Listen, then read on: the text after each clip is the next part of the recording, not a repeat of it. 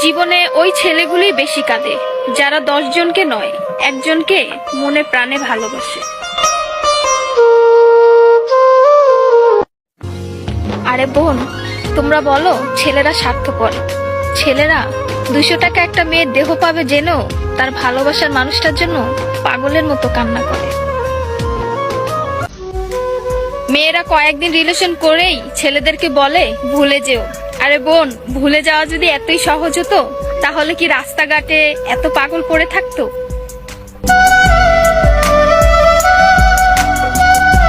ছেলেরা যদি দেহের প্রেমে পড়তো তাহলে পতিতালয়েই তাদের শ্রেষ্ঠ প্রেমিকা থাকতো।